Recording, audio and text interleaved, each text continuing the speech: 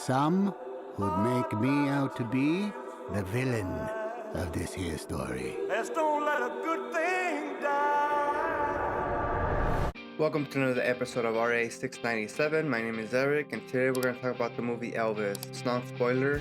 This movie is directed by Baz Luhrmann. I think I'm saying it right.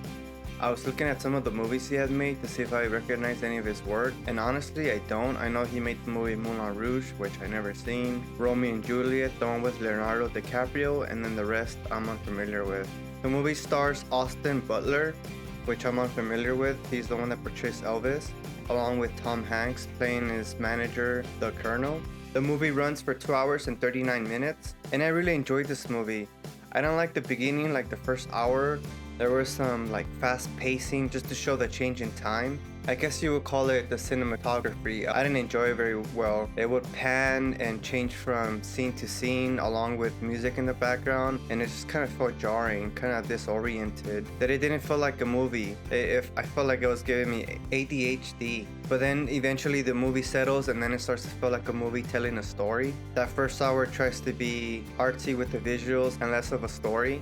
I felt that this actor was the wrong casting. I was like, he looks nothing like Elvis. But eventually you forget about that and then you come to feel that he is Elvis.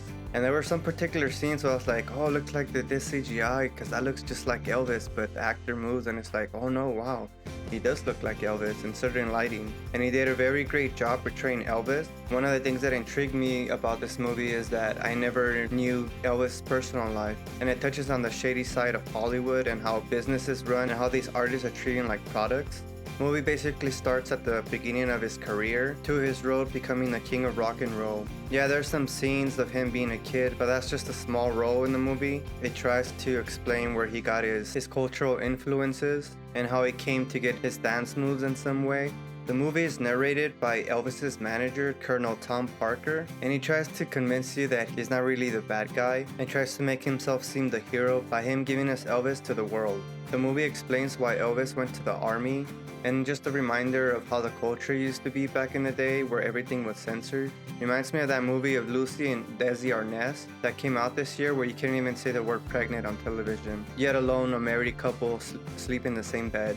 It also portrays the life of a rock star with their ups and downs in their career and the cost that it can have to their personal lives living life on the road. This movie definitely falls into the typical movie of a rock star where it's love, sex, and rock and roll. And it reminds me that although some rock stars were on their 70s, they still have their fans, you know? And it's true what they say that you get stuck to your era. The new generation listens to the new music, but the old generation sticks with their old music and still supports the artist, which makes them viable to keep doing this for as long as they want. I definitely enjoyed myself watching this movie despite the first hour, but all in all, I do recommend you watch this film and support it, especially if you never knew anything about Elvis's personal life. And I won't spoil it, but I like how the movie ends and I think you'll enjoy it too, and left satisfied. So let me know your comments below. Have you seen the movie? If so, what did you think? If not, are you excited to see this movie?